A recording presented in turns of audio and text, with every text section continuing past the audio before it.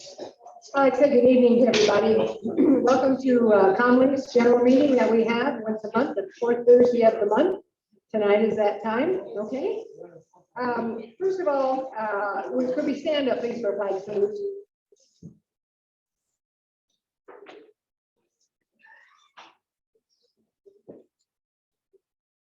I pledge allegiance to the flag of the United States of America and to the republic for which it stands, one nation, under God, indivisible, with liberty and justice for all. Thank you very much. I'm Evangeline Durante. I'm vice president of this group, and tonight Carl's a little bit late. As you know, or as you don't know, he does, we call it time, keeps time at the games at modern day for the different sports games. Tonight, he's with his girls of the lacrosse team. So we'll be here a little bit later. Okay, first of all, I introduce you to the members that we have, our board members that we have tonight. Oh, here's Irma Macias. And this is George Collins. All right, who am I missing there? Oh, Marcia. There you go. Oh, Marcia Rodriguez, one of our newest members, and Terry, where are you? Terry McCall. I know you're here. He's here somewhere. Okay. All right. First thing we'd like to do, the food that was given to us tonight, donated to us tonight, comes from the Perla Mexican cuisine. Who is responsible for bringing that here? You want to tell us where they are? Okay, tell us where they are, Marcia. They're on 4th Street. We'll have all of their information up on our community site on Instagram. So I want all of you guys to follow us on Instagram and we'll post all that information. Is that 4th Street downtown? Yep, right between Birch, right by Birch. Right across the street from the federal courthouse. Oh, okay. Handy dandy, huh? Great brunch, enchiladas. Are you part owner or what? No, I'm not. Thank you. Okay. Okay, next we have, we're going to start with our committee reports. And first of all, Tram is here, Tram Lee. Yes, she's on. Oh, she's on too. Hello. She's going to talk about the city arts and culture update. Okay, Tram, go ahead. Thank you, everyone. Good evening. I'm going to share my screen soon. Hold on, let me figure this out. Okay.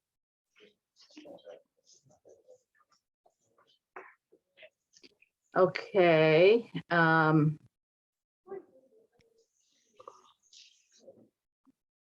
sorry, I'm trying to view the, well, we'll just go like this then. All right, so completed projects. We had a really cool sponsorship program funded by the city council. We had $100,000 to give out. And there was a total of 70 applications that came in and 31 applications that were accepted. It was reviewed and vetted by the Arts and Culture Commission. And I'm really proud to say that 55% of the sponsor recipients, which 17 of them never received city funding ever before this sponsorship. And 5 neighborhood associations from 4 different wards applied and were all given funding. That included Santa Anita, Floral Park, Pacific Park, Wilshire Square, and Willard. In fact, Santa Anita and Willard are having their event this Saturday, Dia de los Niños. And Floral Park had a wonderful event, their open house and the garden show, where they painted chairs and then auctioned them off. So that was really wonderful where the funding went. Another great thing is that we partnered with Parks and Rec, who waived permit fees that can go up to $1,200 to $1,800, or they charge very minimal fees so that the recipients can use their limited funding back into their project and not have to pay all the city fees. So just to let you know that when the city waives fees, it actually costs the city some money and is part of their contribution back to the arts and to the neighborhoods. Upcoming opportunities. This is really fun too. Because of ARPA, we were able to get $300,000 to give to our annual Investing in the Artist grant. Normally, on the average, we only give about $70,000 to $80,000. This year, $300,000. So individual artists are able to receive up to $10,000, and arts organizations or nonprofit 501c3 organizations can receive up to $20,000. So this year, because it is funding for COVID-related projects, it needs to also be aware of, mindful of being, there are two main objectives is recovery economically and recovery health-wise. So that could be mental health, physical health, all of that. And so that is the theme for our grant this year is La Cultura Cura, or translated to Art Heals. And it needs to be outdoors, by which we have made available 22 city parks and 11 parklets in downtown Santa Ana. And the parklets are the little alcoves that go out of the restaurants where the parking lots usually are. And so, we're working with parks and the downtown liaison to make those available and potentially waive fees as well. The deadline is Monday, May 9th, 2022 at 11:59 p.m. We only accept applications online. If you're not a 501c3, you always can apply as an individual. We encourage you to apply to this, especially neighborhood associations. Please apply again. And I believe if you apply through Charitable Ventures, you can qualify as the $20,000 for the $20,000 funding. We had 3 information sessions, March through April. Unfortunately, it's already passed. That it was mandatory to apply for the grant, but talk to me individually if you really want to do something. We did have over 100 attendees for this, so it's a very popular grant this year. And another opportunity you do have, however, is the South Main Public Art Initiative. This is our second round, phase 2, where Public Works is focusing on 3 components along that South Main Strip where they're doing the construction. They're going to have brand new up to 17 bus shelters. So they want art that is historic of that area, sidewalk poetry, and crosswalk arts.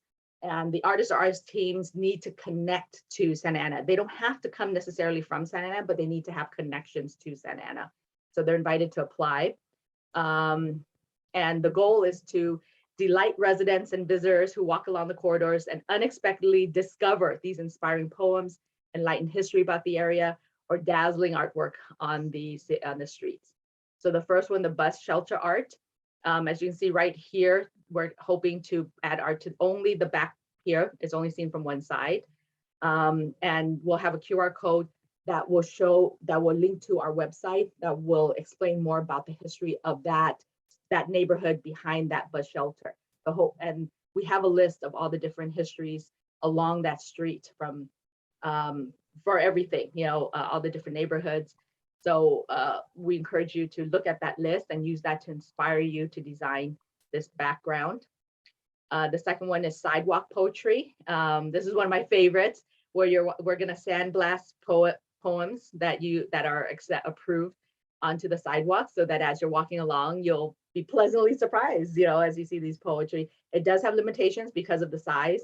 So something 160 characters and no more than 5 lines.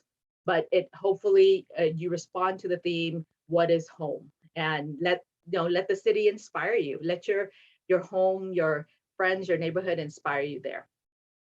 And finally, the crosswalk art. This is, as you can see on the crosswalks, any design, but it needs to be in gray or black, because as this is also going to be sandblasted, so there won't be any color. But we have about up to, 18 crosswalks. So there's going to be 4 to a street. So potential of many different designs. And this Saturday, we have a free workshop for anybody. And we're targeting artists to help them build their business creatively and be financially stable. As you know, a lot of these artists may not have the tools to know how to do that. They're very artistic, but to be creative about their business in terms of investments and budgeting and banking and all of that. But for any one of you, please come. It's free. It's at the Southwest Senior Center this Saturday from 10 to 2. We provide food, lunch, lots of refreshments. It's going to be great. At Jerome Park, free parking. So please come on by. That's it. Any questions? Thank you, Tran. Thank you very much, Tran. That was very interesting. You're doing a lot of good work. Thank you. Right. Thank you. Okay. All right, next we have, we were going to have a Santa Ana Unified School District Update, but we won't have until tomorrow now, will we? Because Grandpa Carl here has been gone. Can I add a little bit? Okay, come on. We've been, I'll let you step in here.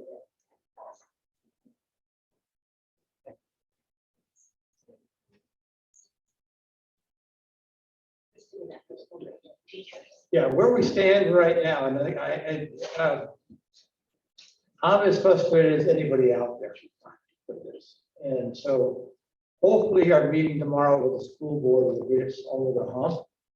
We are right now kind of political football between the city and the school board. I'm sorry to say that because I have great faith in both. And the problem is that 30%, half of our neighborhood associations, 50%, 30 to 64 cannot meet because we've always met in the school classrooms. And school 3 years ago went to a different program, charged a fee, charged $250 per hour for use of their rooms. And they started to charge the city, and the city said, wait, we never paid for this. And lo and behold, we become a bad debt to the school board. So then the computer kept throwing us out. So we got that resolved, but now we're at a point right now of, we don't have a memo of understanding. That's what we hope to iron out tomorrow. We're taxpayers in both areas. I don't understand why we're having this difficulty, but we are working on it. And one thing that I will pledge to any neighborhood association out there, if you want to meet, and we need to get a meeting again, give me a call. We will find an alternate site somewhere, somehow for you. And we're very active in the southern part of the city, looking for sites there right now, if we don't get this resolved with the school board. But I've been between the superintendent and the city manager. I just got down from seeing my grandson in Oregon, and next two calls were from both of them. And so hopefully this meeting tomorrow, the deadline I have tomorrow with Owen Williams will get us to a point that we have something in writing that we can meet. But if your neighborhood association wants to meet, and boy, we need to get a meeting again, give me a call. We'll find a spot for you somewhere. Thank you. First, I want to say to everybody, please say congratulations to the new Grandpa Carl.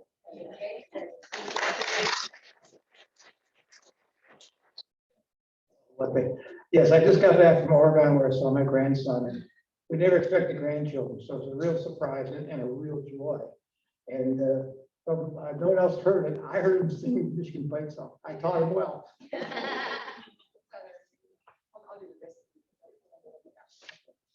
All right, really had 6 grandchildren. Okay, let's go on to our Orange County Fire Authority. We have somebody new with us tonight. It's going to be with us for quite a while, I hope. This is our new captain, Derek Beery from the Orange County Fire Authority. He's going to talk to us a little bit. He's going to be our liaison to the fire department. Okay, come on. We had about a 2-hour coffee, or no, he doesn't drink coffee, it's tea. So we had tea and cookies in it. That's all. Somebody bring up the PowerPoint stuff. Alyssa, are you going to take care of this? Do you have a presentation? Yeah, I sent it to Frank. Frank, you want to start?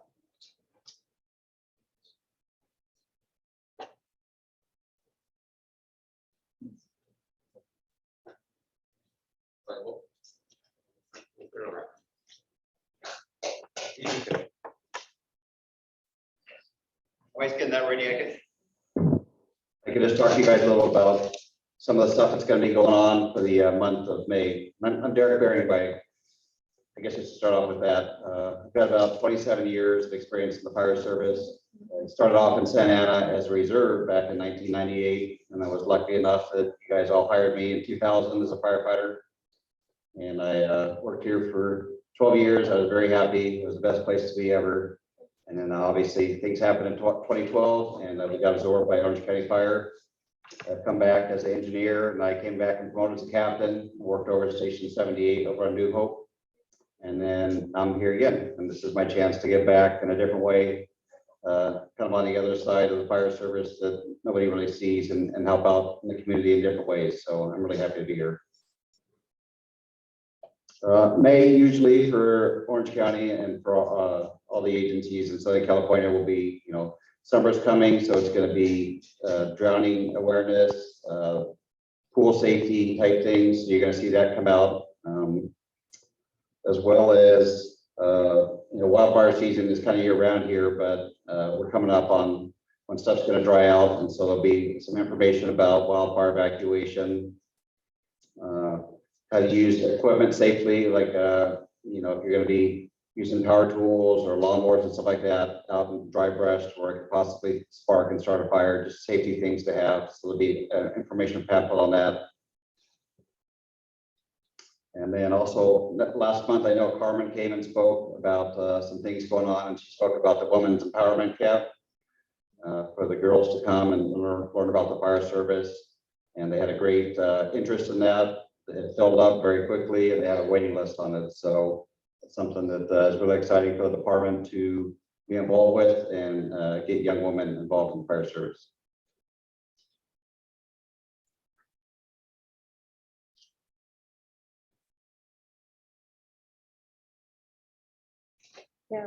Internet's going slow now that we Oh. need it. Well, it wasn't too much, it was just a couple PowerPoint slides. Just kind of talking about what my job will be. I'm sure that the previous members that held this position probably came and talked about it in the past, but some of the things I'm tasked with doing is coming to meetings like this and community meetings, as well as going to meetings within the department with the chiefs and working on policy. And kind of being a scribe for Chief Henry, who is the liaison. He's pretty much the fire chief for Santa Ana. That's his task, is to be the division chief for Santa Ana, who reports up the chain of command all the way up to the fire chief. So some of the other things I'll be involved with is obviously helping out with the CERT program. I've met a few of the influential people here in Comley, and that's been a recurring conversation is our CERT program and how we can make it much better, robust, and something that everyone's proud to be a part of and to represent the city. So I will do my best to find out the answers for you and to come back and help you guys come up with ways to make this the best program in Orange County and something that you all love to be a part of. I'll also be part of training. Our firefighters have to go to training just like the people at CERT. We also have continuous training. Next week, we'll be doing a high-rise drill on the south side of town. So our firefighters are always training. And so me as the admin captain, helping the chief organize training battalion-wide for all the firefighters within the city.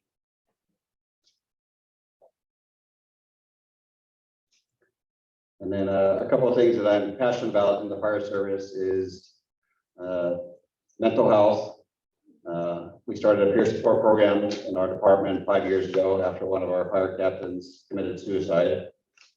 And so I was one of the original members on our peer support team. And so it's something that I've really helped push forward, and we're trying to do great things with it because that's the #1 killer in firefighters right now is suicide. So,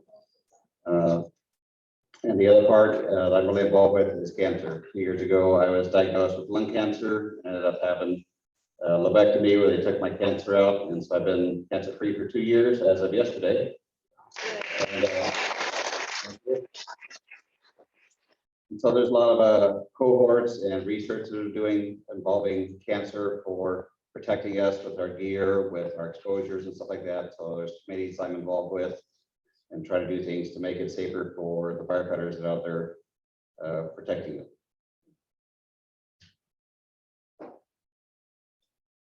I talked about most of it, and obviously when there's large incidents, there's a big fire, there's hopefully never an active shooter or a large hazmat call where there's a lot of resources there that the chiefs need someone to kind of be the scribe and as well as a safety officer to go around and make sure that the public is safe and the firefighters are safe on the fire ground. And then in the office there, at Station 74, at the division office, there's the public education specialist. I helped her last week with a couple of like job fairs that we did at middle schools. And then the fire inspectors are there as well, so just helping them with whatever issues they have going on. And I'm just someone that is there to help anybody within that office, any of the firefighters in that battalion, and obviously any of you guys out there, because that's who we serve. So on the next page, I think it has my contact. Oh, some of the committees, I talked about that already. And that's my silver Labrador Drake. with the mental health stuff, we're actually trying to push to get therapy dogs. That's one thing that we're hoping that we can get, because we've seen how therapy dogs can really help people in stressful situations, people with PTSD. So that's something that we're trying to get pushed through in the fire service. So I'm hoping that it does get approved, and then my dog can go get trained to be a therapy dog. But that is my office number and my cell number, and then my email. I have business cards if anybody wants one at the end of the meeting, or anytime you happen to run into me, I can give you my contact. So that's it.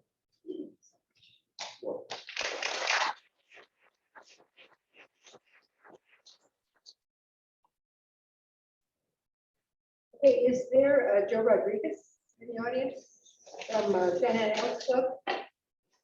There is. Oh, okay.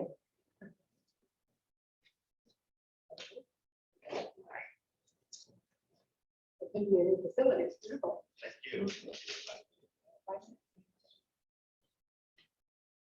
Good afternoon, folks. I see some familiar faces. I haven't seen in a long time, so it's good to see everybody back. As mentioned, my name is Joe Rodriguez. I'm one of the officers at Savannah Elks Lodge. We have partnered up with the city to do a food distribution. We had some, initially some misconception in terms of the food we were distributing, and actually we're doing meals. Who's been to the Elks Lodge recently? I just had it there for lunch today. Yeah, so you've eaten. The meals that we're making are of that caliber. It's a very nutritious meal, very well prepared meal, and we are presenting all these meals free of charge to all our Savannah residents, 65 and over, and veterans. We do it every Monday from 12 to 2 p.m. The reason I asked to be invited to Calm Lake is just that. You know, what better place to do it than to all my neighborhood leaders and let them publicize it to their members. We had a slow start initially with the meals. I think we distributed 75. We're targeting 200 to 300 meals is what we want to give out to all of our 65 and over residents and veterans. In addition to that, I figure where I got everybody who's willing here, and I'm food, I also bought some applications. If you ever decide, if you've been to the Elks Lodge, you'll know the type of organization we've become. I'm very proud to be part of that organization. We provide a lot of real good to our community, from the backpack program to scholarships. I think we give away this year $40,000 of scholarship money, and we're very proud of that through some of the efforts that we do. But the most important thing, please, if you know a senior that would like a nice nutritious lunch, it's prepared, packaged. You can either take it home and microwave it, or we could have it prepared for you. So remember, Mondays from 12 to 2. Thank you.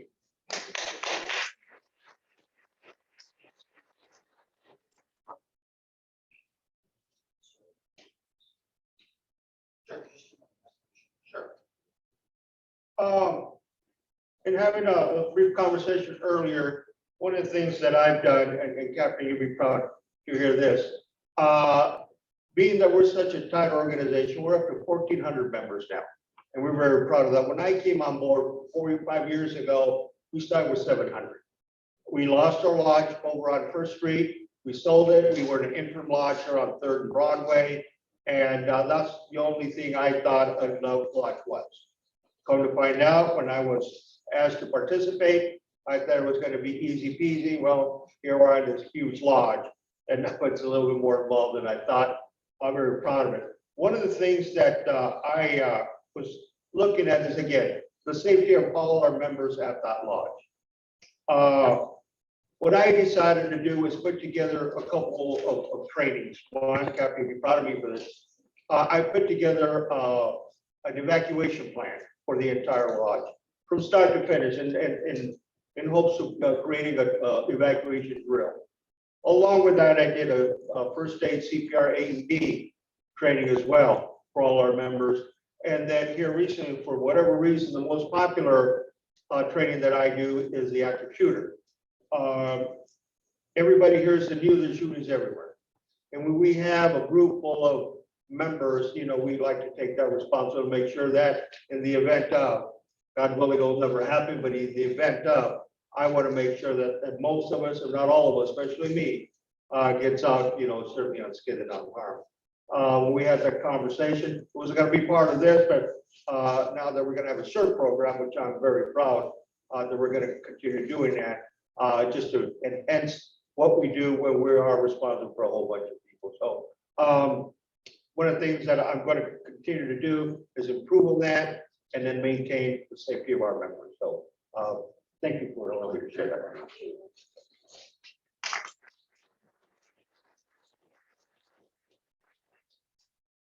Okay, next we have, let's see, Neighborhood Block Transformation Contest known as NBTC. We have Michelle Nicholas. That's right, Michelle. There we go. Hi, everyone. It's great to see all of you. Thank you for inviting me to make 2 quick announcements tonight at your meeting. My name is Michelle McKellis. I'm with the City of Santiago Public Works team, and we want to know who wants a $100 Home Depot card. Who out there wants a $100 Home Depot card? I know I do. Well, you can get one. All you need to do is enter the Neighborhood Block Transformation Contest. And if your block wins, each participating property receives a $100 gift card and 2 beautiful recognition signs posted at each end of your block. It's awesome and it's free. So our water quality team members are distributing to each of you the details on the Neighborhood Block Transformation Contest. And if you want to have a Home Depot consultant come to your block to help kind of point out areas that you can make nice improvements at minimal cost or just minimal ways, just contact me and they'll come out to your block and help you out with that for free. And the Public Works team invites everyone here, everyone in the city, everyone's friends and families to our free family event in recognition of National Public Works Week on Saturday, May 21st from 11 a.m. to 2 p.m. at our state-of-the-art Walnut Water Pump Station, which is on Walnut Street, off of Flowers, right adjacent to the Santa Ana High School. And we're going to be giving free tacos. Who wants a taco? I know I do. Okay. We're going to be giving free tacos to the first 500 people attending the event. In addition, we're going to be giving guided tours of that state-of-the-art water station. And we're going to have these very exciting water pipe connection demonstrations. And we've invited a couple cities to challenge our Santa Ana Public Works water team. Okay, and so please come to cheer them on so you can see how quick they can put that water flowing through that pipe together. And there'll be prizes and other refreshments, and we hope that you'll come out. Love to see you there. Thank you so much. Yes, George? I wasn't paying attention, but I didn't clearly understand. So a neighborhood can apply for the Home Depot card. How many homes? 300 homes? 300 $100 cards? What is it? It's a little simpler than that. A block can enter the contest. You just need to have 50% of the participating homes on that block participate in the contest. Okay, and then that 50%, each one of those will get a card? Correct. Amazing, huh? And we're allowing 3 winners per award. So come on, you guys. Let's make Santa Ana even more beautiful. I just want to add, this is the 2nd year of the program, and I was supposed to be a judge on last year's. And I was very impressed in the 3 neighborhoods that didn't win on it. And the fact that they pulled together and improved the neighborhoods is just very impressive. So I concur. Thank you for clarifying.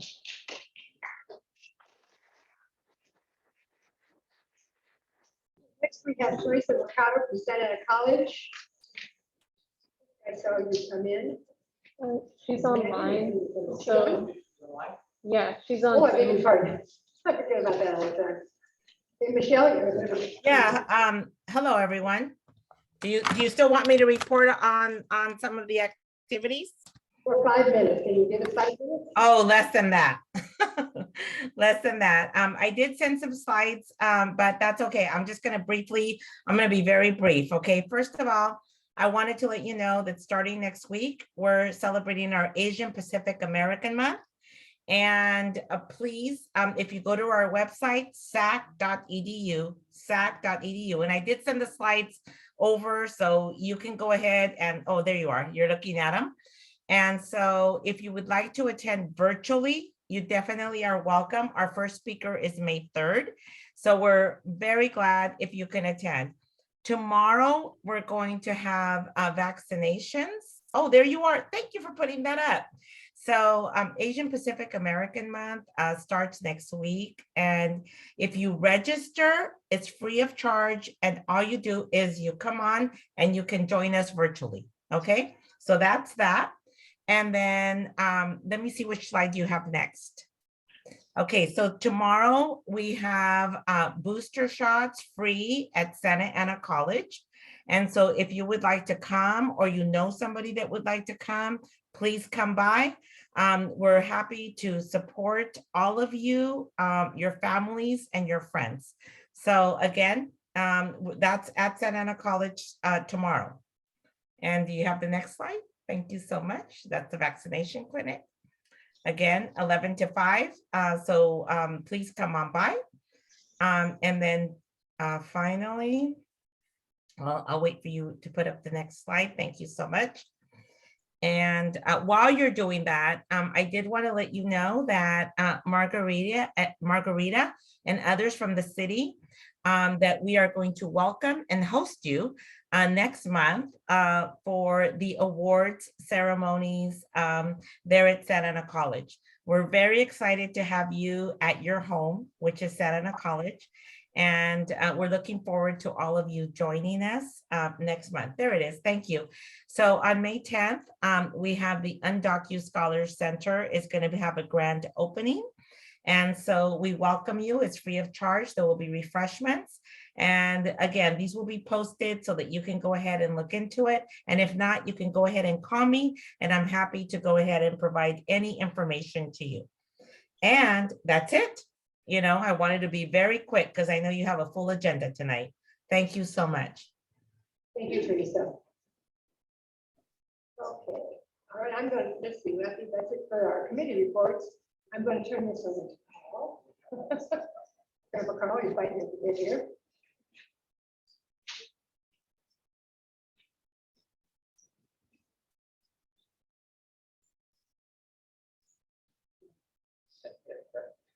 I'm going to start off by saying I'm very pleased to have a number of council people here. We have Mendoza over here.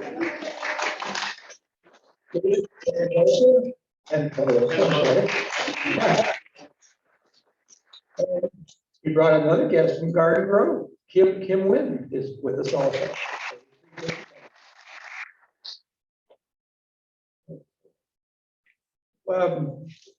There are some changes taking place in our parks, and we thought it was a good time to find out exactly what's going on. Public Works will be picking up some of the activities that Lisa used to handle, and she's retiring, and David Ono. And Dave Ono was a source of great information, and I'm amazed how much I obtained from him in the last couple of weeks that he was working, but he has since retired. Kept telling me he was only 49 years old, but I think he was a little older than that, but he was a great person. So we have a park updates, and we're going to have Michael Ortiz and Susan. Right here.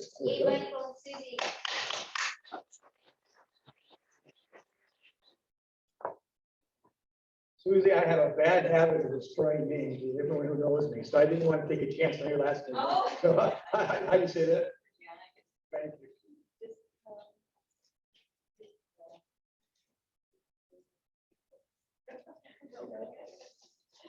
Good evening, everyone. Can you hear me okay? Thank you for having us. We're here to talk about, well, we're actually with the parks, the Public Works Parks team, which is still strange to hear for a lot of people, I bet. But the bill has tasked me with leading the transition of park services over to Public Works. And he mentioned Ron Ono, so no one person could replace Ron Ono. You could see three of us here. So in order to lead this transition, I do have two key staff members with me. One being Susie Perjanik. to my right, some of you might know her. She is our parks planner and is coming over as part of the transition. She'll keep us honest and make sure that as this parks master plan gets approved, anything we build, any grants we go after will continue to be in line with the vision of the community and ultimately that document that our mayor and city council will approve. To my left, we have a seasoned veteran. I think he's been with us about 3 weeks. He's our new park services superintendent, George Acevedo. So both of them, along with myself, are going to share what projects we have ongoing and then close out with maybe some things to come that you guys can look forward to as we transition park services to public works. Hi, everyone. Come over here a little bit so I can see the screen. So we have a PowerPoint presentation to share with you tonight that focuses on active capital projects that are ongoing right now in the city. And we have a lot going on. There's 15 slides here full of projects that are currently underway in our park system. They're organized a few different ways. Some are organized by, thank you so much. Thank you very much. Okay, some of these slides are organized by systems and some are by parks. So with that, we're just going to jump right in. Bike trail projects. So at the top, we have a new bike trail that is coming. It's a partnership that we're doing with Orange County Flood Control District. Estimated cost $3 million. The county flood control went after the funding. They are going to implement it and we are going to maintain it and offer it to the public. It will include renovation to our small neighborhood Myrtle Street Park. Next, at Flower Street Bike Trail, we have some upcoming improvements. Almost $1 million worth. We're going to resurface the bike trail. We're going to add some lighting, landscaping, irrigation, funded through A&D, acquisition and development funds. Design is almost complete, and from there we will be advertising for bids. Next up, along the Santa Ana River Trail, there is a rest stop overlook area that we are going to be renovating using state coastal conservancy funds. We're about 30% complete with design. And at our Pacific Electric Bike Trail, we are going to be doing a second phase of new lighting using acquisition and development funds, and the design is about 60% complete. Next slide. Centennial Park, we have a few things going on, a few big things going on. We're getting ready to renovate the lake. It's estimated at $2.5 million. It will be funded with cannabis public benefit funds. Plans and specifications are complete. We're getting it ready to advertise for bids. We're hoping to release it in June, hoping to be underway with renovations in the fall. New dog park. Everyone is probably aware that a new dog park is in the works in the southwest corner of the park. It's in the conceptual design phase. There's currently $1 million identified for it with cell tower revenue funds. And as soon as we received a few, we had a community outreach meeting. We came up, the consultant shared 3 concepts with us. They're currently being revised, and we are going to refine it and then go out to do one more public outreach meeting, and then from there we will probably go after more grant funding. The last, we did complete in 2020 new walkway lighting throughout the park system, and we did significant amount of concrete repair along the walkways, $1.8 million worth, and all was done using community development block grant funding. Okay, irrigation system renovations. We have two big irrigation system renovations that are happening. One is at Cabrillo Park. The entire system, it's the original system that was installed probably 50 years ago. We just awarded a contract. We're having a site meeting and we're going to break ground in June. The next major irrigation system renovation we will be doing is at the sports fields out at Jerome Park, using campus funding, and we are just kicking off design. Jerome Park, we have a few things going on out at Jerome Park. Going to start at the bottom there, the Center Street Urban Greening Project. We completed in November of 2020. It was a $1.2 million project. There were a number of funding sources that made that happen. It was, I don't know if you all are familiar with Jerome Park, but it was bisected by Center Street. We removed the street, infilled, and we connected to two sides of the park. It's really a wonderful project. And we're really excited to have it finally here. Moving up, we just installed new sports lighting on the west ball fields. They will serve not only the ball fields, but there is soccer play also. The outfields of the ball fields do double purpose. The lighting will serve both purposes. That was just recently completed in March. It was approximately $500,000 using CDBG funds.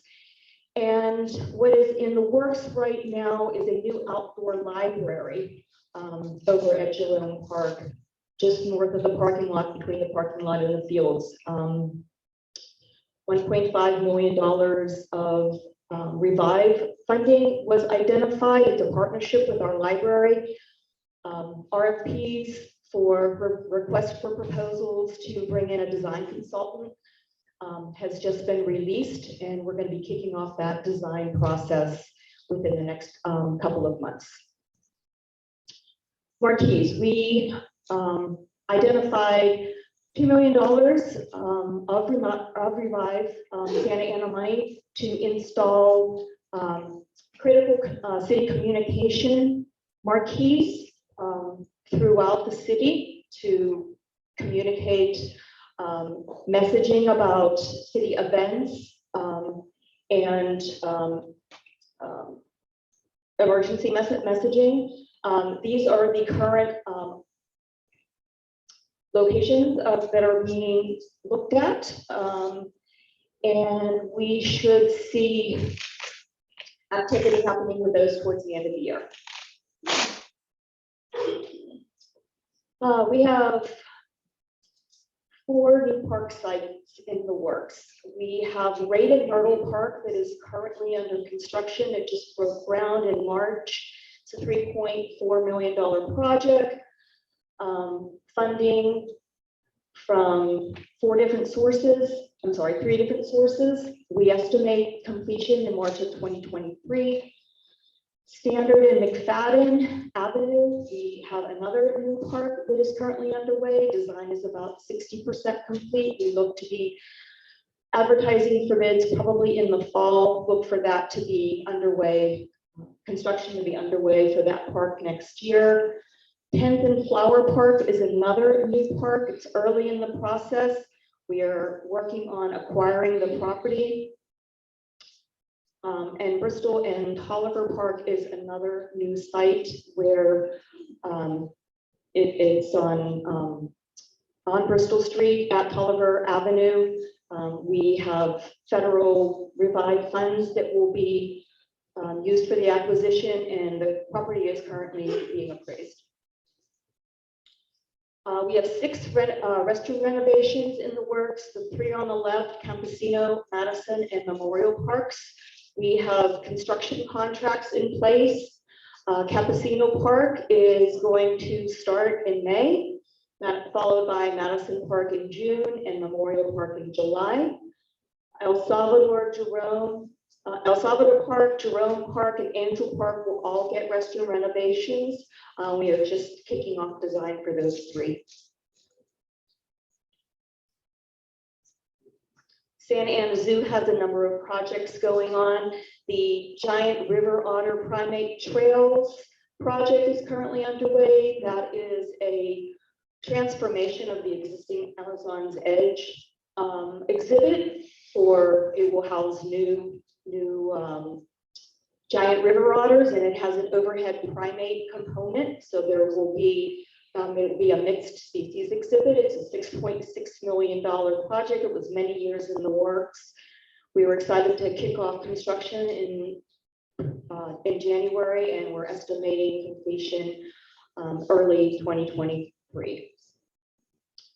Goat trails. In the children's zoo, there is a goat trail project that we will be starting construction on in about a month.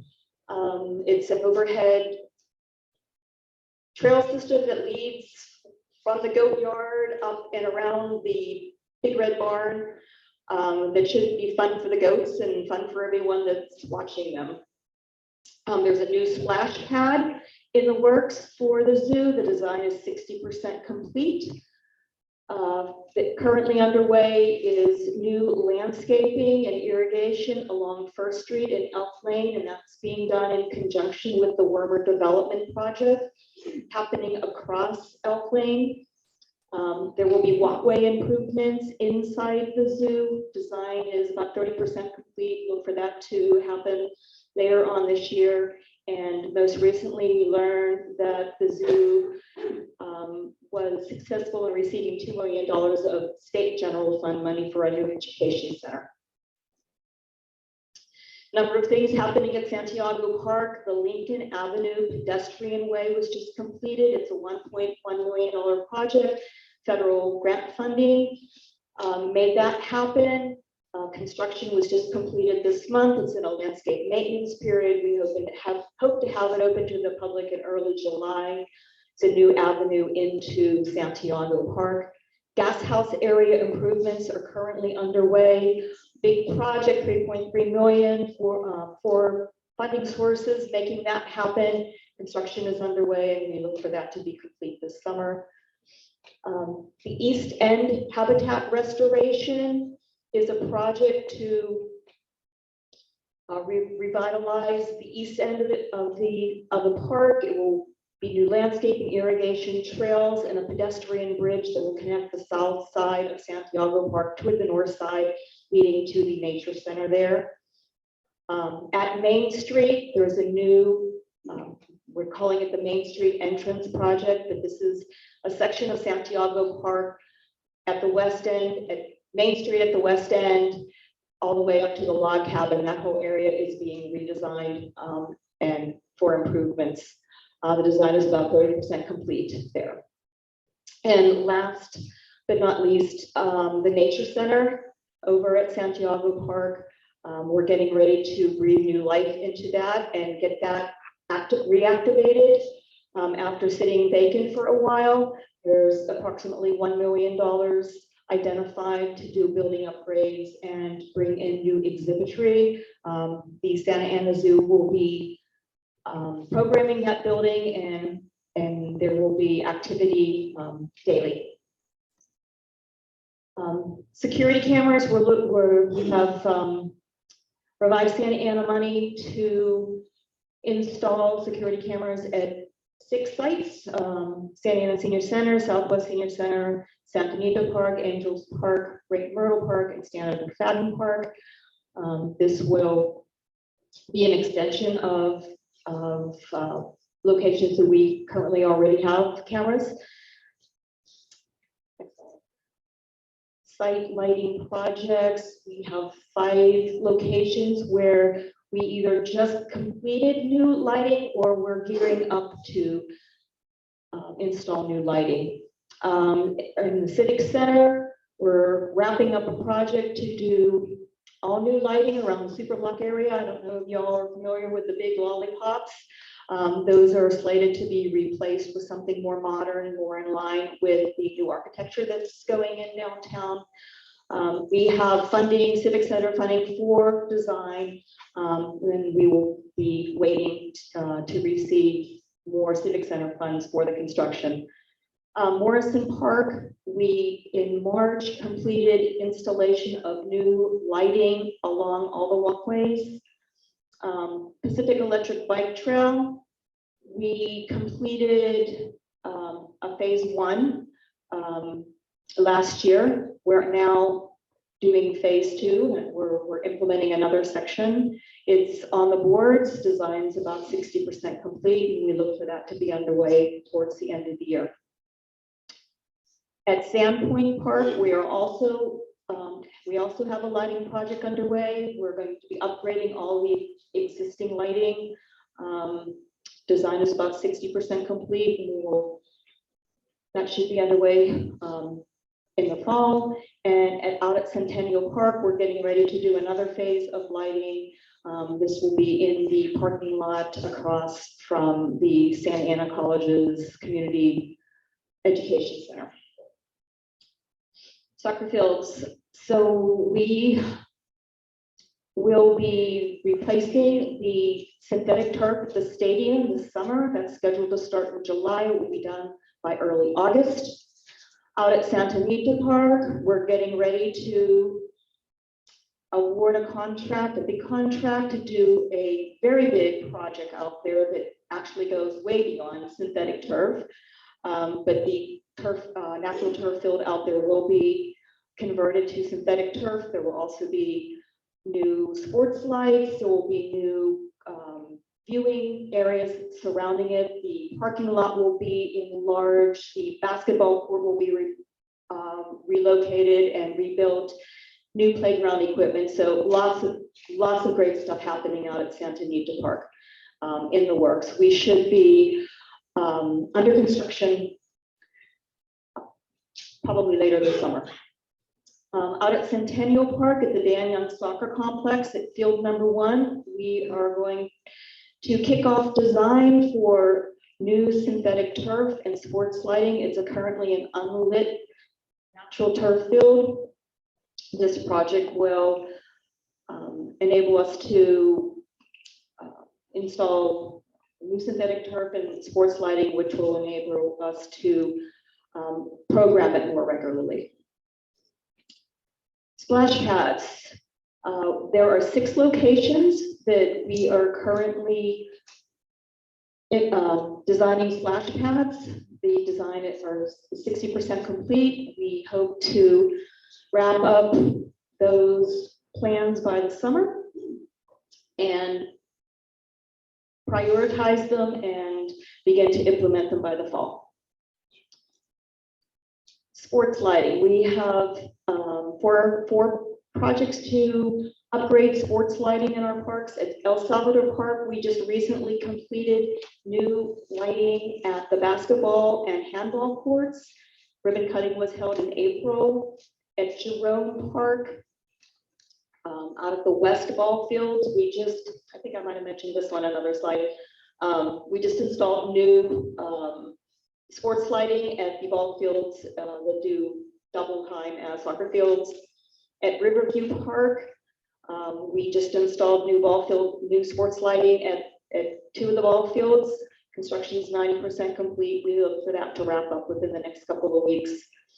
And out at Thornton Park, $1.5 million was identified to do new sports lighting at those ball fields, and we're just kicking off design there. Okay. I need a drink of water after this.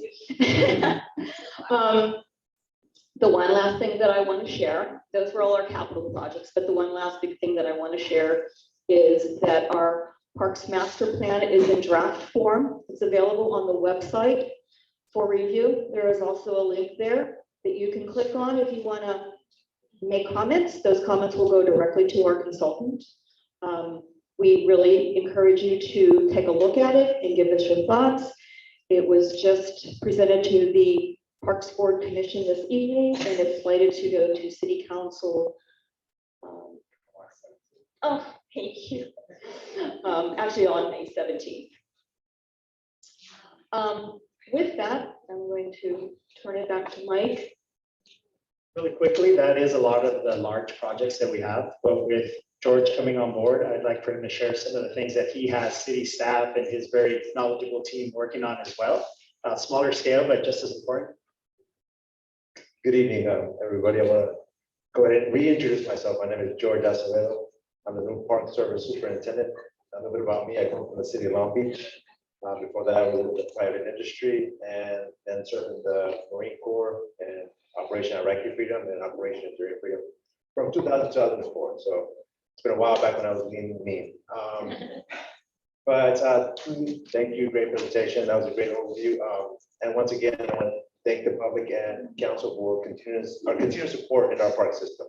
I know the chief mentioned mental health, and I can't reiterate how important parks is to community mental health, depression, anxiety. It's nothing like going out and getting fresh air in our park systems. A little bit about what we do. What my staff is going to do. We do the maintenance, the everyday maintenance of our park systems. We ensure the grass is green, the contractors mowing, blowing, the play amenities are playable, parks are safe. So that until my job duties. A little bit about my staff. In addition to all these projects, we provide a lot of support. We collaborate with with the designers. We provide a lot of information, specs information, just historical knowledge, things to implement when these projects do come aboard. Our staff continues to do turf improvements throughout the city. This is viable that we do this just to provide green, playable, safe fields. So not just for aesthetics, but it's going to improve the quality of our athletic fields, entice more kids to get out in the parks. Nothing like playing on a green field. I visited Memorial Park today, and it was nice to see grass in the infield. It was just, that's amazing to me, blow me back. Another thing we're doing is, I know we're doing a lot of capital improvement projects with LED lighting, but one thing that our staff can do is upgrade the lighting, the smaller courts, basketball courts, tennis courts, something that's not 100 feet high up in there. So that's something we'll be implementing moving forward. I know lighting is a big issue, especially when the fall and winter time, when it's important that we keep our spaces open and for kids to keep on recreating. I know we have a big trash can, I guess, rehab throughout the city. We've got $1 million to continue to improve our, I guess, our dated trash cans to now more pleasing, functional trash cans for our contractor and for the community to use. And I just want to be brief. Once again, I'm grateful to be here. I've been impressed with the city of Santa Ana and how they embraced me and continue to work with you guys. Thank you.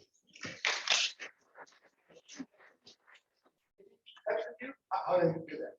What is that? So he's so new that he doesn't have business cards yet, but I'll leave mine and I'll make sure that whether it's Susie or George you need to get a hold of, I'll point you in the right direction. I will say one last thing in closing. Public Works is really good at we're really good at going after money, so we'll continue to pursue grants. We'll continue to make requests of the general fund for funding, but we want to do it in a very responsible way. So before council, you will see a facilities condition assessment at the next council meeting, and that's where we prioritize all the needs of our park system. So we're going to do that first, identify what we need to make our park system better. And then lastly, we're currently interviewing new security guard companies because we know that we want to protect our infrastructure if we invest in it. So we're exploring armed security guards. We're exploring more dedicated security staff at our park system. So just wanted to share some of those big picture things that kind of allow them to be successful when they implement these improvements, because we first have to protect our infrastructure and prioritize the needs. Thank you. We do have one question. Yeah, we have two questions online from Celika Diaz. Her first question is, are the seats at the Santa Ana Stadium being replaced? There are many seats that are very damaged. At this time, but it's on a list of a number of other things in the stadium that we need to address. Okay. They have improved the lighting at the stadium already. As someone who runs the scoreboard over there, it's greatly appreciated. Yeah, there's installing a new marquee, scoreboard. Oh, yeah. Can you use some of I'm this? sorry. Yeah, there are plans to also install a new marquee and scoreboard, but there are a number of other things too, improvements to the press box, the soccer goals, the padding around the perimeter of the seats. We have a laundry list. Okay. But we do, thank you for the comment and the concern, but we have a laundry list. Okay. And then her second question, are the Pacific Park bike trail lights being included in the replacement plan from Chestnut to McFadden? I believe that's going to be part of the third phase. The intent is to do the entire trail. I'd just like to add, I live near Thornton Park, and we had asked Lisa Rudolph to be here tonight from the Park. She had other plans. She'll be retiring. But what makes me feel good about this city is under her leadership and our city manager's leadership. You notice all these projects all have funding already in place. We're not going to get down the road to say we didn't have funds. So the forward planning of the finance and city manager to fund these projects is amazing how well it's done. Plus, if we had a list here 5 years ago when she first started, this is what it would look like. Nothing. And Thornton Park was in disrepair, and I met with Lisa second week on the job. And just a simple thing like a sump pump over there for the recirculation of the pool. I kept getting told, or the pond over there, I kept getting told, well, it's a special pump. And I said, well, then buy a standard pump and get it working. Within a month, she had that done. So we very much appreciate Lisa. I know there's some good hands with Novell picking up part of her area. But I really want to thank you guys for putting together. It's a very exciting time in parks in Santa Ana. So thank you.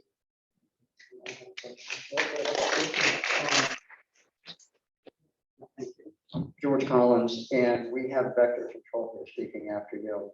And you're doing a lot of landscaping. Is there any coordination between Parks and Rec and vector control so we don't end up with puddling for mosquitoes, things like that after construction? How is that handled?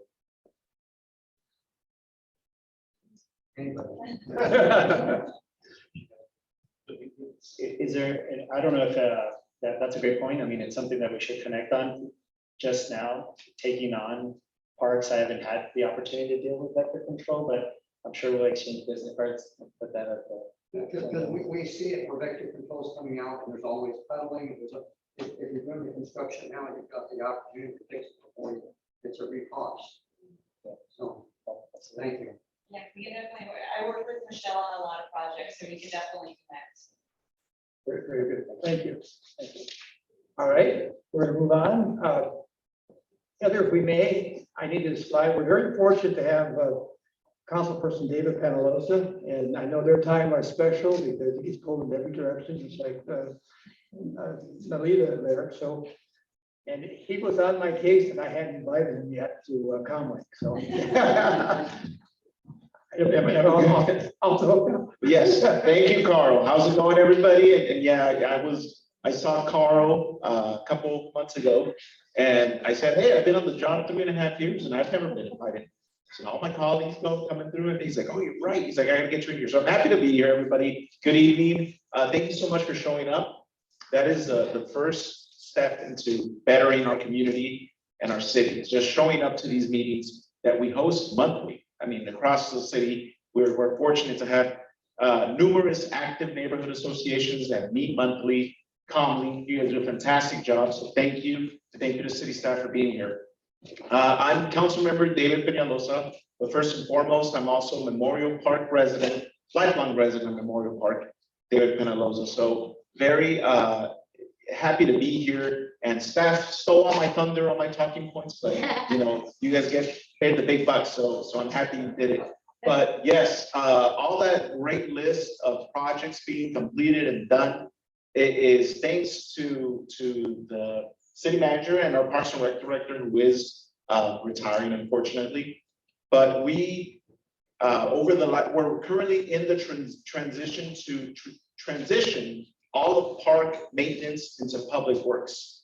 Something that I noticed as a kid growing up in the city was the subpar park system that we had. Great parks, but just the quality and maintenance of how it lagged.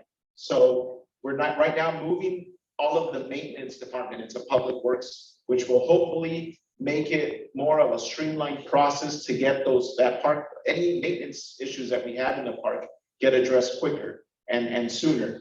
In 2020, we ventured into our parks master plan, which staff touched a little bit on, and it was something that we never had before. And that will basically be a guide of how to invest into our park system, into our trails, into our bike trails. We also just recently approved the general plan, which is basically the blueprint for what our city is going to look like for the next 10, 20 years. It hadn't been updated in over 40, so we're happy to now officially have it complete. It was a 7-year process by the planning department and all city departments across the board. That was a huge undertaking. So that just little things. The open space was in our previous general plan was 1 acre per 1,000, and our goal is to make that 3 acres per 1,000 residents. And we're making strides, and then you guys saw all the new parks that are coming. Slowly but surely we will get there, because that is something that's going to promote just the overall health of our residents, is having that open space, being able to go outside, take your kids and your dogs out for a run. Dog park was something very dear to my heart that I've been pushing for the last 4 years, and that's finally coming into fruition, is seeing that, because we all have pets and many of us have kids, and happy to do that. Really quick, the little couple of updates. New trash contract, we all know what's happening. It's getting closer and closer. July 1st is the D-Day for this new contract to take place and start. So hopefully, any hiccups, please reach out to Public Service and City. We want to make sure that this is a seamless transition for everybody. Our library system is currently going through a $15 million renovation. Our main library alone, $15 million upgrade and renovation, and that's thanks to federal ARPA dollars that we've been seeing over the last year, over $120 million that we've received, investing back into our community. Something that I'm also very excited about is, who remembers the Savannah bookmobile growing up here throughout the 70s and 80s? That's something that is now coming back as a knowledge mobile, and it will be on display for everybody to see this Saturday at our Dia de los Niños event at the public library, 10:30 a.m. starting around that time. So please come check it out. We're gonna essentially be able to bring Wi-Fi, robotics, STEM research and additional books to neighborhoods. Not just have the residents have to go to the library, but now we could bring it to our community again where it matters. And final point is that there's also a new city council ward map. So make sure that you guys look, I'm sure there's information back there where you get find out where you live in now, but it did change. It's a little similar to what we had, but there are different things in there. I'm just, happy to be here. We've been making a lot of investments in our city. One thing that I kind of promised and have been trying to do is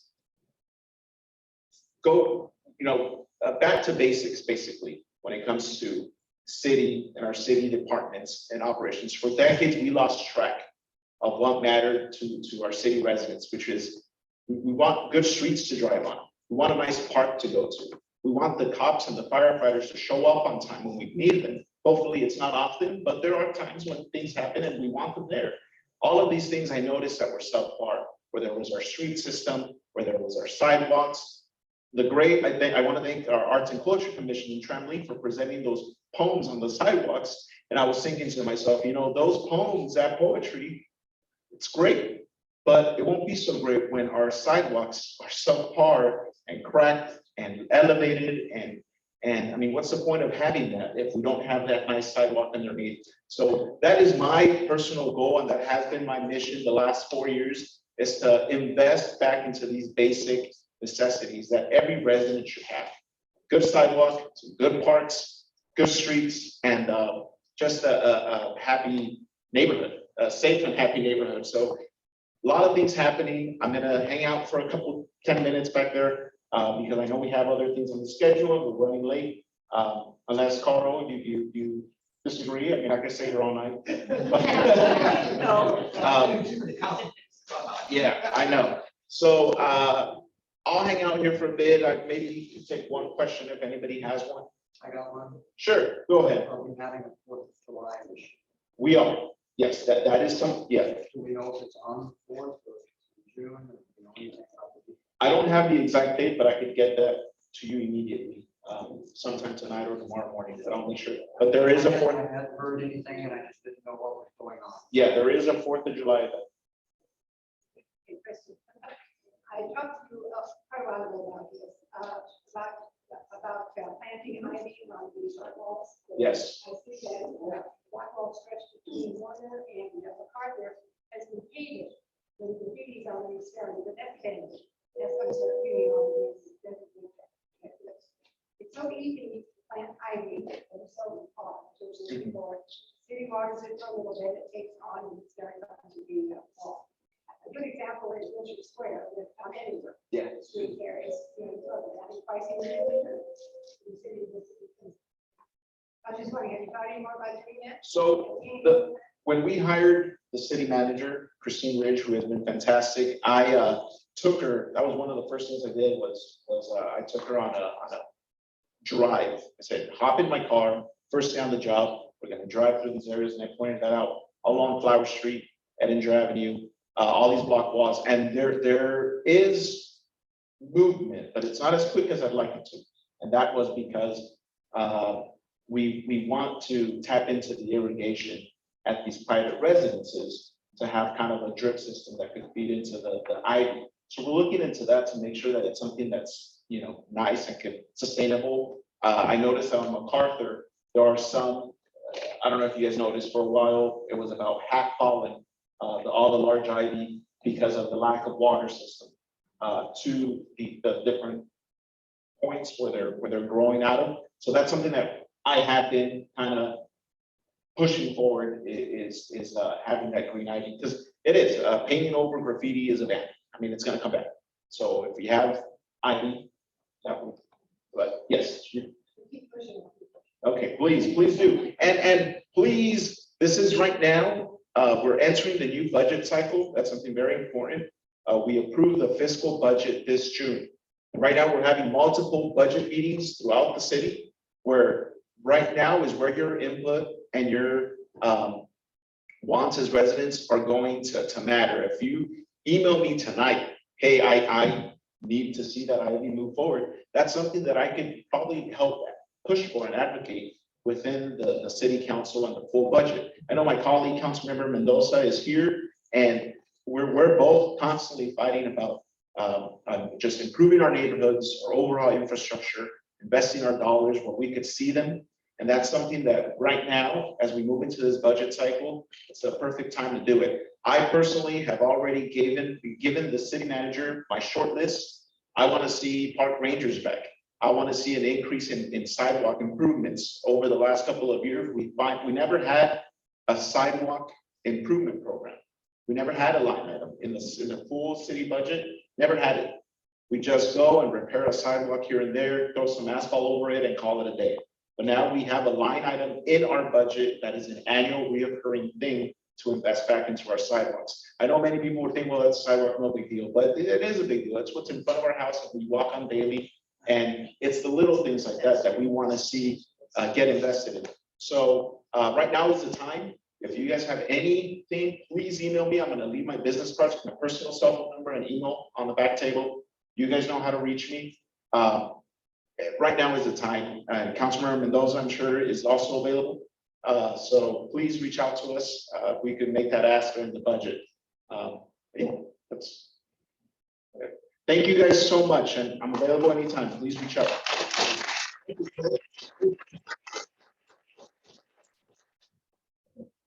I do want to also acknowledge that we have Nabel Saba here.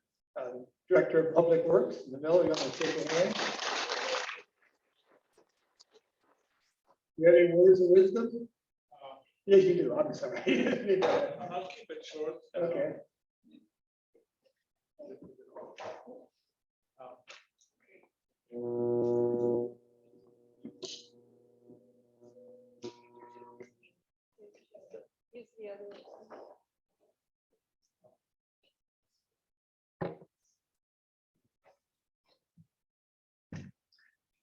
Good evening.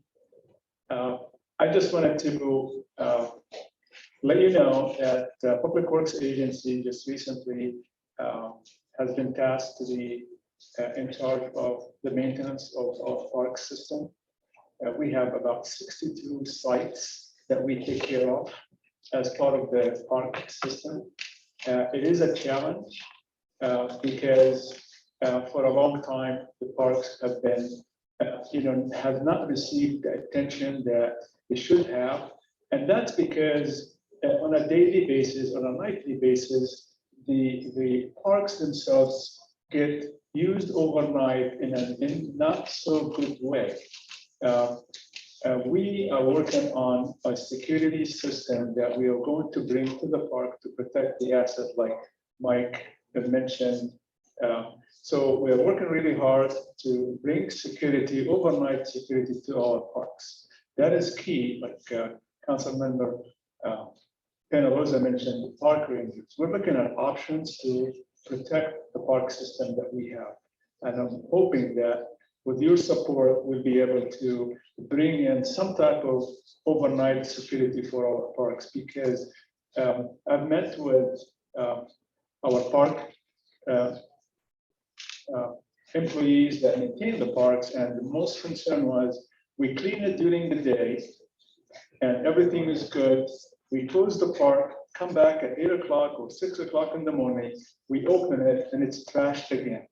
And when you do that day in and day out, it gets old. It's just old at to the workers that are keeping those parks clean. So my most important objective right now is to bring in security to our parks. So I am really excited for Public Works Agency to take on the maintenance of the parks. That's something new for us, but it's not really new because we do the same thing for the medians. We take care of irrigation systems. We take care of facilities. So it's the same type of work we do.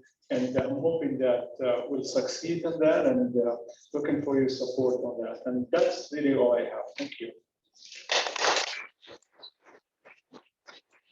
Well, I do have one question for you. In Thornton, they're looking to get a park ambassador.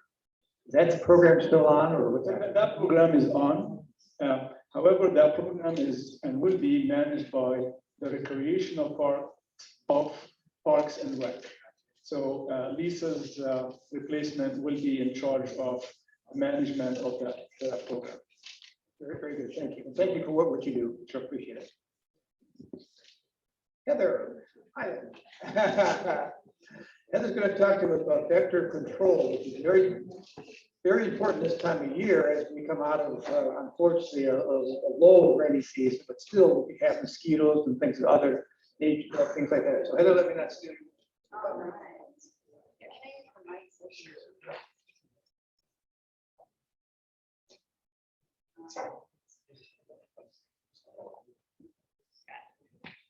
All right. Thank you so much for staying. I understand if you want to go, it's really late, but this is some important information. I do want to say before you leave, we love collaborating with agencies and organizations. We provide a lot of services, presentations. We love to come out to events. We have 3 events actually this weekend. One of the main ones is in Anaheim Convention Center. We'll be at the Pet Expo talking about dog heartworm and the dangers that dogs and cats have when it comes to mosquitoes. So I don't think a lot of people know, but it is a mosquito that actually transmits dog heartworm. A lot of times you don't know if your pet is sick because it takes about 6 months for the parasites to start. I don't want to say that drastically, but start eating your pet's heart and destroying it. So you don't see those symptoms until it's too late sometimes.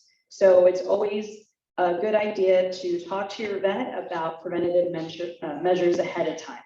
So saying that, we're going to start. My name is Heather Highland. I'm the Public Information Officer for Orange County Mosquito and Vector Control District. Can I just get a raise of hands of if anyone has ever heard of us? Just checking. My work here is done. No. We actually are a special district. So the special district that we are a part of is Orange County. We serve every city and unincorporated areas. So next slide. So what is vector control? We were established in 1947. We were mostly established when a lot of people came back from the war with malaria. We did have the mosquito here. We still do that can transmit malaria. We eradicated that a long time ago in the 1900s. But that is, for the most part, how vector control started. We are an independent special district governed by the California H&S Code. We serve all 34 cities and incorporated areas for 3.2 million residents. And we are governed by a 35-member board of trustees, one from each city and one from the county. So what is a vector? A vector is an organism, typically a biting insect or tick, that can transmit a disease or parasite from one animal or to a person and make them ill.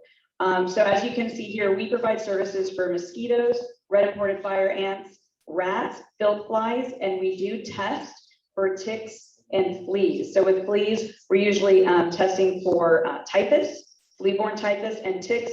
We check them pretty much all year round, and fleas as well. But ticks specifically for Lyme disease, letting you know, we haven't found any ticks this year with Lyme disease, and that is due to our lizards. Our lizards, the nymph ticks feed on our lizards, and our lizards have enzymes in their body that kill the bacteria. So thank you. If you see a lizard, thank the lizard tomorrow.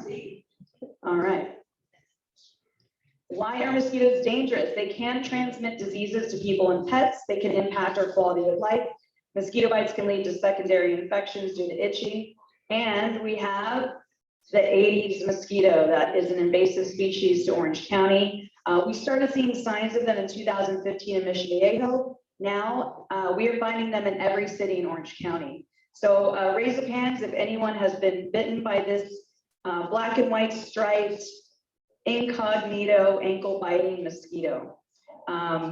A lot of people in Santa Ana have actually called us complaining about this specific mosquito. They are very resilient. I call them the backyard breeders because they tend to breed in tiny containers. And not only are we seeing them breed outdoors, we're seeing them breed indoors. So our inspectors are seeing dog bowls, the Keurig solo cup little tray. We're seeing them even breed in there, in diffusers. We're seeing them breed in toilets and guest bathrooms that people aren't flushing, and in drains. So these are a different type of mosquito that we're not quite used to. People are getting very large welts from their bites. It's very itchy. And I know people have complained about that, and that's where people are getting secondary infections because they're so itchy. We are not used to their saliva. They are invasive. So the best way to protect yourself is repellent, either wearing long sleeves or long pants, making sure your door is not open. They tend to sneak in. I've seen some even hiding along the door frame of my house. They're pretty sneaky that way. I was even growing a mango seed in a mason jar, and they were breeding in that. So they are quite ambiguous in that way. Are these the teeny tiny ones? The little tiny ones. Like you can hardly. You can barely see them. They're very low flyers. Okay. But you can definitely see the black and white stripes when they're floating by. Yeah. So these are the mosquitoes now that we have in Orange County. So we have the southern house mosquito. That's our native species. That's the dusk and dawn biter. These tend to breed in more natural areas. So we don't usually get bitten by them. People always say, oh, there's no mosquitoes in California. But that's because we've been conducting wide area control, and no one has really had this impact like they do with this new invasive species. Now we have the yellow fever mosquito and the Asian tiger mosquito. The issue with these mosquitoes, like I said, they bite during the day, but they do have the potential to transmit Zika, dengue fever, chikungunya, dog heartworm. So we have been testing these mosquitoes with our new Aedes traps, and we have discovered that they do have dog heartworm in them. We have not found any other viruses like Zika, dengue, chikungunya, yellow fever, anything like that. But I do have to say it's just a matter of time because we do have a lot of people traveling in and out of the United States, and they can come back with those viruses, and now we have the host. So that is something we're being very diligent on, pretty much countywide and also with all of our regional vector control agencies. We are coming up with a kind of larger regional plan, and I'll talk about that in a minute. So this is just the difference between our Culex mosquito. This is the one that transmits West Nile virus yearly, and we have the Aedes. This is the invasive species. So you can see the difference. Their breeding habits, their biting habits, how they lay eggs, their breeding time, and where they live is completely different. So we are dealing with two different types of mosquitoes. You'll see in our campaign this year, we have these two mosquitoes standing side by side, and it says we're back. So we used a little humor this year. And this is how we control mosquitoes. We have an integrated vector management program, which we have education and outreach, mosquito surveillance, source reduction and control, and it's all data driven. Everything is has to do with preventative practices, but I would say chemical control is 0.1% of what we do. A lot of people think we just spray. What we actually do is very methodical. A lot of it is surveillance, very data-based. We have biological control, which is using mosquito fish to eat larvae. So if anyone needs mosquito fish, Park and Rec, Public Works, we'll talk. We usually put them in out-of-service pools or in ponds or in forms of water that aren't going to touch any natural waterways. But we use them all over the county. We have a fishery at our district. If you want to come see it, let me know. We actually produce 100,000 mosquito fish every year to pass out to the public or agencies that need them. So this is the service request data in Santa Ana. We have a lot of residents call in about a lot of different vectors. So if you see here, in 2019, people were talking about mosquitoes. We had 630 complaints. Now we're here in 2020, 574, and then we had 329. So even though there is an increase of Aedes mosquitoes, it seems people are starting to take action and realizing, okay, this is what I need to do, and they're not complaining as much. So we are seeing a decrease in people calling to complain and needing an inspection. So that made us feel really good. But we did see an increase actually countywide with rat issues. And we are thinking that's because of COVID. So in the last 2 years, people have stayed home, bought more food. We've seen a lot of people say, oh, I'm stuck at home. I'm gonna make a garden. And we've seen pretty much the increase in vegetables and food sources for rats. So we have seen that increase. We do provide education rat service. You can see the fish actually went down. We had 0 fish requests. So maybe the people just kept the fish and they're doing really well. But you can see rats. Let's see, I'm just looking at rats. Yeah, there was a little bit of an increase in 2021. We also provide service for red imported fire ants, and we're usually seeing those in soccer fields. So a lot of school, if we're talking about maintenance, all the superintendents or the school districts will call us, and every time we treat or we go out to a call, it's all in our database system. We keep track of everything. If someone has a puddle or talking about a gutter or something pooling and they can't get rid of it, we will go and treat it with an EPA regulated product and help that city out with whatever they need. So we would love to collaborate with any water agency, public works, to help the community with those issues. So these are the service requests. I kind of highlighted these areas. This is where a lot of people near MacArthur and 17th Street were complaining most about Aedes. So a lot of times we will call neighborhood groups and say, hey, we can come out and conduct a presentation. If your residents are having issues with mosquitoes, we can help. The invasive species you can see here, one of our inspectors collected this container. The eggs were on the outside of the container because the person had all of the plastic containers piled up and there was water in all the containers on the sides.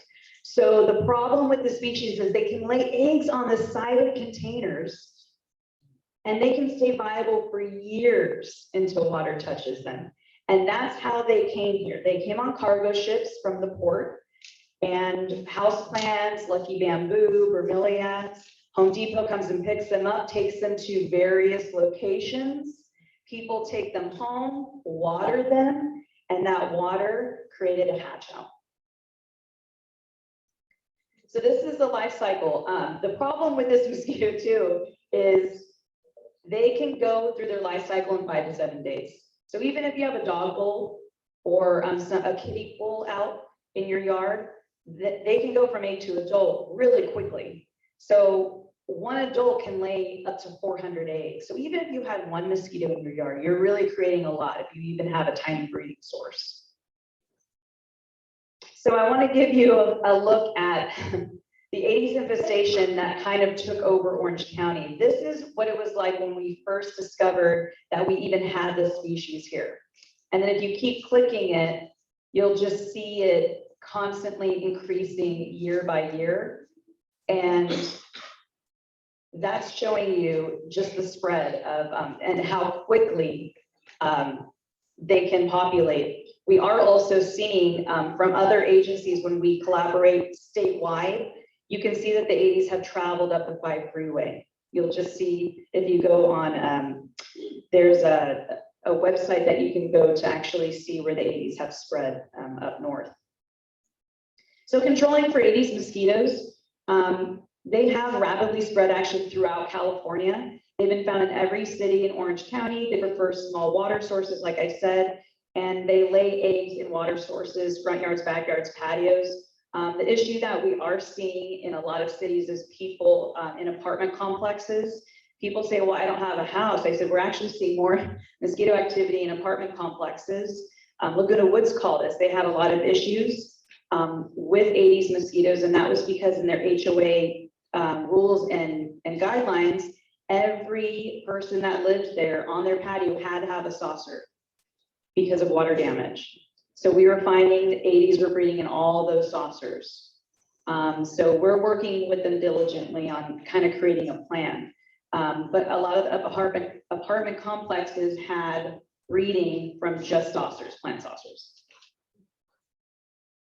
So this is something we're pretty excited about. A new technology underway pretty much nationwide, but that we're starting with in California. We are trying to still get it approved and talking to the EPA about different ways we can use this type of technology, but it is the sterile insect technique. I don't know if anyone's heard of it. I think mostly people have heard of it in Florida because they were using genetically modified mosquitoes, which kind of people were concerned about. But this is a non-chemical controlled treatment. The best thing about the sterile insect technique is we're not using chemicals that they can become resistant to. We're literally sending out sterilized males. And remember, males don't bite. Only female mosquitoes bite. So we're sending out non-biting friendly males. You know, us ladies, you know, sometimes we're, you know, we can get aggressive. But remember, the females only bite because they need our blood to produce eggs. So, I mean, we're doing all the hard work, right? Anyway, but the sterile insect technique is pretty much the best technique for this type of species because they're so aggressive, because they are becoming a nuisance and they can potentially become disease transmitters. So these are different types of sterile insect techniques. Wolbachia, they actually did a trial in this in Fresno with mosquito mate. Do you remember? Go back to males just for a second. Oh. Simply because you're releasing sterile males into a population where males already exist. Which are the most dominant, which kill the other, which win? That's the problem, is they do have to compete with wild males. And they are a little weak sometimes from the Wolbachia bacteria and from the irradiation from the X-ray machine. So they do have to compete with those wild, robust males. Do you have any idea what the percentage of success is in that? we're starting the trial now, so we're not really sure, but with Mosquito Mate, they said that it was successful, that there wasn't really, the males were competing, but it wasn't at an exponential rate. Yeah, so they still were mating. So Wolbachia is actually injecting a natural bacteria found in other insects, but they're injecting it into the male mosquito. And once they mate with the female, the eggs are not viable, so it does sterilize them in a way. Irradiation, we actually just zap them with a little tiny bit of like you going through an x-ray machine, but it's enough to sterilize them and not hurt their organs. But while they're remaining sexually competitive, they cannot produce. So that's good. Genetically modified mosquitoes, there's a company called Oxytech that's working with Delta Mosquito Control up north.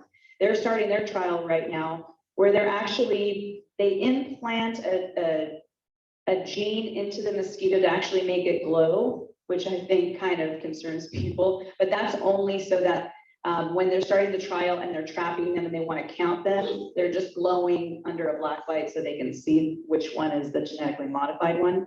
And then they're actually adding a self-limiting gene that disrupts mosquitoes' offspring. So they're actually doing this to the eggs, and once they hatch, the females don't end up hatching, only the males. So this is something that we're exploring in 2023. So next year, we're actually starting the trial process. We're trying to pick an area about 300 square feet at first with a certain city that we're going to collaborate with and work with, where we're finding the most Aedes mosquitoes, where we're finding it to be a more threatening area that needs to be squashed right away. And we are partnering with Greater Los Angeles County Vector Control District, San Gabriel, Coachella, so kind of a Southern California regional collaboration, where we're seeing that a lot of agencies are starting to go this route. It is a very complex, data-driven process because mosquitoes don't live that long, right? Males only last a week. So I don't know if anyone here knows that the naval base, the Seal Beach Naval Base, houses the Medfly project, but every day, hundreds and millions of medflies are released from planes every day through Orange County ag. And that's to protect all the citrus in Orange County, all the ag. But they're releasing millions of these sterile males, and when they're mating, they're not producing eggs. So you have to release actually millions of them to get any kind of progress. So it is a quite complicated method, but it can work. Fresno came back with their data, and kind of the success rate was 96% of the trial. So that's good when it comes to science. So what you need to know, male mosquitoes do not bite, like I said. The sterile insect technique will not eliminate the use of chemicals. We still have to use it for wide area control when it comes to our other mosquitoes. And it only targets the Aedes species, which we want it to target because they are the ones that are becoming more of a nuisance. And sterile insect technique releases will have to be ongoing every mosquito season, so it will be a part of our control program annually. And it's going to be happening for several more years, pretty much up the state. Florida is going to start it, Texas is starting it right now, so everyone's starting to really work on this type of technique. For HOAs, if anyone lives in an HOA, we can come and present, we can help you, we can work with your management crew, we can work with apartment complexes. If you have any issues, we can provide you an inspection, but for the most part, just removing standing water. You just have to get rid of it. All right, working together. So I hope that anyone that will, any agency or even singular person, we have a neighborhood advocate kit. So we provide you with kits for your neighborhood. You can just put it in the mailbox if you don't want to talk to your neighbor. And just like little hint, George, you know, and put it in there. We would love to have you invite us to community outreach events or presentations and help us increase awareness to Tip Toss Take Action. And our summer campaign this year is a part of our 75th anniversary. If anyone wants a 75th anniversary pen, let me know, I can send you one. And that's about it. I think the next slide is just questions. Yeah, and I have a little QR code there that goes to our website. We have a variety of resources available for residents. We have an inspector, a new education platform for kids with sing-along songs where we sing about mosquitoes. It's really fun, coloring pages, tons of DIY videos for residents to use. So does anyone have any questions? Once again, in our area, we have Union Pacific land, but the county is responsible for the drainage pipes. And we have standing, which is how I got involved with your people coming to the area and why you're here. What is the best way for us to work through you to the county to get the county to fix the drainage? Because Union Pacific can't touch it because it's county and everybody does point the finger. I think that's tough when we've had issues with like storm drains, but it's OC Public Works, but it's us, but it's another line. And so a lot of the times people can call us, we can get in contact with the right agency. And a lot of times we end up collaborating with projects like that. Code enforcement will collaborate with them on certain hoarding issues, things like that, where they have rat or mosquito issues. So we're more than willing to collaborate and connect with the agency in any way that we can. What I'm hearing from you is best if people have an issue of getting something done is to go through you and get your assistance. Yeah, just go ahead and call our customer service line and we'll connect you from there and we'll work with the proper channels to get you some sort of solution. One final question. I've seen in the water meter holes and when manholes are lifted off, that there are very, very tiny, small colonies of roaches. Yeah, we don't provide service for roaches. I just think because, I mean, they're prehistoric phenomenon and they're hard to get rid of, but we do actually provide control for those manholes. But sometimes I think it's just for mosquitoes. So I don't think it targets roaches as well because they're so hardy. When the city comes out sometimes and they're doing stuff. Yeah, there's just roaches everywhere. Yeah, I mean, it's a tiny was being controlled. Yeah, and that's hard. There's a weird line between who controls sewage or storm drains or the electric. There's that line, you know, or Edison, sometimes those are their electric boxes. We work with them because they fill up with water. So it's just a matter of us connecting with that other agency. So I try to hurry, guys. I try to get through it really fast, but. Very helpful information. I just want to add, as Heather has been mentioning, is that we talked about mosquitoes tonight, but we also can help with other vectors. And my history is I had Italian cypress in the backyard. Or rats. So over the last 10 years, I've had problems with kangaroo rats.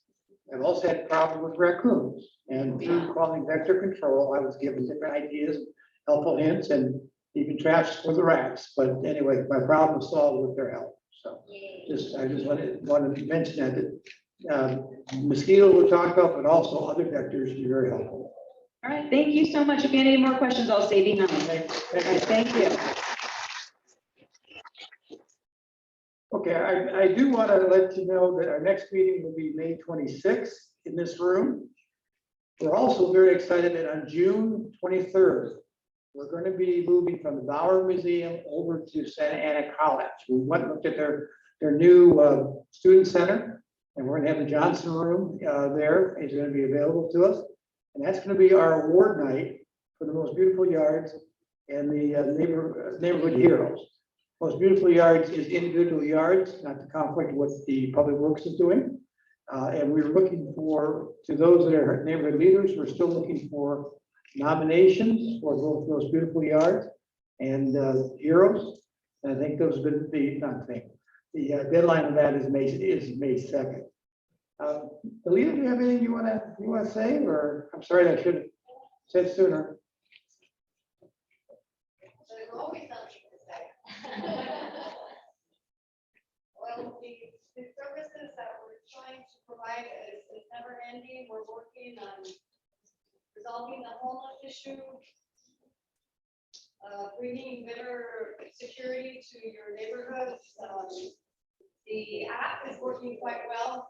Have you been using it for graffiti or, today I saw a shopping cart and I looked and I think there's shopping cart reporting system. So I learned something new and they do come out right away and pick them up I'm glad to see that we're having so much success in bringing money in to create more green space. And some of that money was brought in by Congressman Korea office. I think it was over $10 million for Savannah. So we keep advocating for that and pushing our higher up legislators to focus on the issues here in Savannah, and mainly we've got to resolve that issue of the homelessness. And we are working with the developers to complete the navigation center over at Dyer. So we could house, there's over 400 beds there that we can house. The problem is, what do we do with the homeless individuals who do not want to work? And that's a question that maybe all of you can, I don't know, brainstorm at your individual associations and submit them to us, because there's so many groups that are kind of against us. I mean, if we put them in a facility, then they're up in arms because, oh, you're violating their First Amendment rights. So we have to, there's a fine balance for us as elected officials. It needs to come from you, from the public, so that pressure is put on and that we could do something in decreasing the homelessness population here. It's getting bad. I don't know if you've noticed it, but my neighborhood is worse than it's ever been in the past. And I report them daily. The team comes out and the sources come. They're back there the very next morning, and it's not just the homeless people who actually don't have a home, but it's the addicts and the ones who are mentally unstable, and I see a lot of drinking. A lot of people are, they have their beers out there in the morning. One group even had a case of beer. Wow. They can afford beer, but they can't afford a little room to stay someplace. So we've got to come together as a community and see how we here at Santa Ana can overcome that problem. And I know that other cities have burdened us because Santa Ana has, with the Civic Center, and we provide a lot of services to the homeless. And so that's why they kind of congregate in our area, in our city. And we are also working with the police department not to release them off here in the wee hours of the morning, because they are released and there's no buses, there's really no cabs. If you have the money to go to wherever that, whatever city they would pick up in. So the city, the police department is working in releasing them at hours so they can at least get somewhere back to where they came from. And so I know there's a lot of vandalism, but keep your eyes open, always be alert, and make sure your cars are always locked, because there are a lot of people just going around, check out if it's open, then they call somebody, they're in like groups. So somebody comes up in a car and they go through your car and take everything and anything of value. And of course, those cars that are more susceptible to the catalytic converter theft, bring those inside. You really, you could mark them to identify them, but I don't think it does any good, because our recycling centers, wherever they sell them, they're buying them. I think that maybe if we put pressure or we get legislation that makes it illegal for these recycling places to buy them from just anyone, then I think maybe that kind of theft will stop. It's expensive. One catalytic converter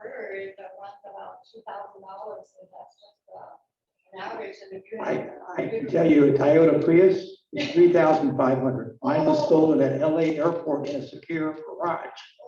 And I looked at the videotape, they did it in less than 5 minutes. Yep. Now, to correct it, Toyota does make a cage now. So if someone tries again, they'll have to work longer. Yes, yes, so, just be alert, don't be a victim, be very proactive around your home and in your neighborhood. And if you see, something that could be fixed, let the city come out and maybe better lighting in your area. And let us know, we have lots of resources, and you see that the money's coming in from the CARES, and COVID. And so we are working in,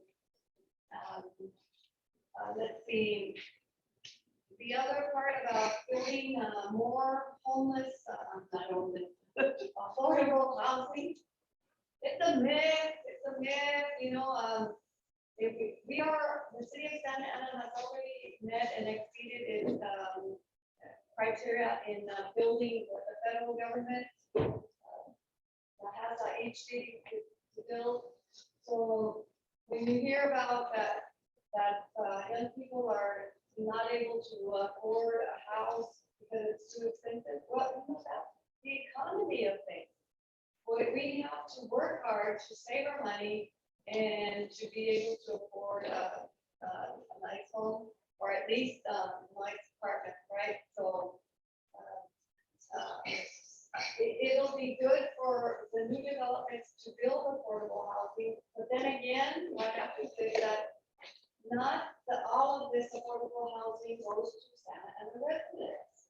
It's whoever qualifies. It could be someone from the Mesa Mountain Valley, and then they qualify, then they move in here, and we need to see about putting Santa Ana residents on a priority for that. But we need your help. We need to have more people filing pages, because if I bring it, they all jump on me. Because you know our council is kind of pretty progressive, and they want services and they want them now. And so we need all of you to come together with your each individual neighborhood, so that we can slowly help Santa Ana be the beautiful city that it was. I remember it. I mean, walking, I was able to walk to school without any issues. Now we've got issues of kidnappers and sexual predators. And so we're working on it. I mean, we can't fix it within the next year. It's going to take many years. So, and especially your vote counts, you know. Get out there and register. Make sure your neighbors are registered to vote. And when those packets come to your home, pay attention and remember who's been doing things for you. And those who haven't, you know, get them out. So I'm available to come to any of your neighborhood meetings, even though it may not be in my ward, but we need to work together. And I'll keep coming here as often as you need me, and accessible. My kids are grown, they don't need me at home, they actually push me out. Thank you. We appreciate you coming, appreciate your comments. Thank you. Yes, please enjoy the food, it's so good, and no one seems to be hungry tonight. What's going on? We'll take you to go. Yeah, we're. Thank you. Okay, thank you. On the homeless, we can take them to Honey Beach or Newport and drop them off. I want to thank everybody for coming, and all speakers tonight for speaking. And we'll see you on the 26th of May. Thank you. Thank you.